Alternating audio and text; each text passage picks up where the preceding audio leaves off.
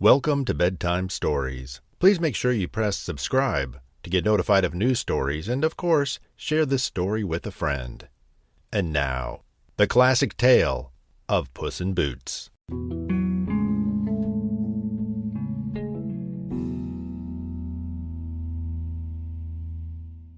There once was an old miller who had 3 sons. When the miller died, he left the mill to his oldest son. The middle son was given the donkeys. The youngest son, Matthew, was a kind man, who had always put his father and his brothers before himself, was left nothing but his father's cat. "What will become of me?" said Matthew with a sigh, looking at his cat. "Buy me a fine pair of boots, and I will help you make your fortune, for your father thought you deserved it," replied the cat. A talking cat! Matthew could not believe his ears. So Matthew bought the cat a fine pair of boots, and the 2 of them set off to seek their fortune. After a while, they came to a grand palace. "Wouldn't it be wonderful to live so grandly?" said Matthew. Later, while Matthew was sleeping, the cat went hunting and caught a rabbit. He put it in a sack and took it to the palace. "A gift to the king from my master, the Marquis of Carabas," said the cat, presenting it to the king. The cat went back to Matthew and told him what he had done. "Now the king will want to know who the Marquis of Carabas is," laughed the cat. A clever cat. Matthew could not believe his ears. Every day for a week, the cat delivered a gift to the king, each time saying it was from the Marquis of Carabas. After a while, the king became very curious and decided he'd like his daughter to meet this mysterious nobleman, whoever he might be. When the cat heard the king and his daughter were on their way, he wasted no time. "You must take your clothes off and stand in the river," the cat told his master. A puzzled Matthew did as he was told, and the cat hid his master's tattered old clothes behind a rock. When the cat heard the king's carriage approaching, he jumped onto the road and begged for help. "Your gracious majesty," said the cat, "my master was robbed of all his clothes while he was bathing in the river." The king gave Matthew a suit of fine clothes to wear. "Please, join us in the carriage," said the king. So the cat opened the door and Matthew climbed in. He looked very handsome in his new suit, and the king's daughter fell in love with him at once. The cat ran on, cutting through the surrounding countryside. Every time he met people working in the fields, he told them, "If the king stops and asks who owns this land, you must tell him it belongs to the Marquis of Carabas." Beyond the fields, the cat reached a grand castle. He spoke to the people working in the field next to it and discovered that it belonged to a fierce ogre. The cat stood bravely in his boots and knocked on the castle door. "Who dares to disturb me?"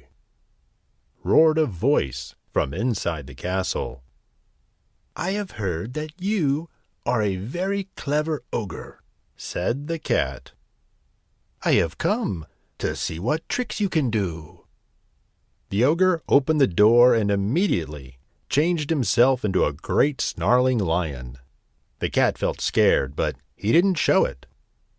"That is quite a clever trick," said the cat. "but the lion is a very large creature. I think it would be a much better trick to change into something very small, like a mouse." The ogre liked to show off his tricks. He changed at once into a little mouse. The cat pounced on the mouse and ate him up. Then the cat went into the castle and told all the servants that their new master was the Marquis of Carabas. They were glad to be rid of the fierce ogre, so they did not complain. "The king is on his way to visit," and you must prepare a grand feast to welcome him," said the cat. When the king's carriage arrived at the castle, the cat was waiting to welcome him. "Your gracious majesty," he purred, "welcome to the home of my master, the Marquis of Carabas." A cunning cat. Matthew could not believe his eyes. "You must ask for the princess's hand in marriage," whispered the cunning cat to his master. Matthew did as he was told. The king, who was impressed by everything he saw, agreed. Soon the Marquis of Carabas and princess were married. The cat was made lord of their court, and was given the most splendid clothes, which he wore proudly, with those fine boots that Matthew had bought him. And they all lived happily ever after.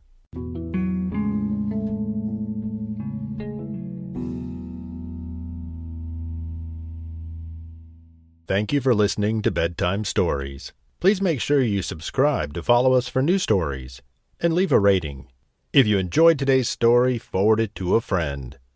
If you have a suggestion for a new story, send us an email, magicmonorail@gmail.com. Until next time, good night. Would you like to make a podcast? Spotify has a way to let you make one easily, distribute it everywhere, and even earn money, all in one place, for free. It's called Spotify for Podcasters, and here's how it works. Spotify for Podcasters lets you record and edit right from your phone or computer, so you can start creating today. Then you can distribute your podcast to Spotify and everywhere else podcasts are heard. And video podcasts are also available on Spotify. With Spotify for Podcasters, you can earn money in a variety of ways, including ads and podcast subscriptions. And best of all, it's totally free. You know, ever since I discovered Spotify for Podcasters, I've enjoyed sharing my favorite stories with children around the world. If you've ever thought of starting your own podcast, download the Spotify for Podcasters app, or go to spotify.com/podcasters to get started.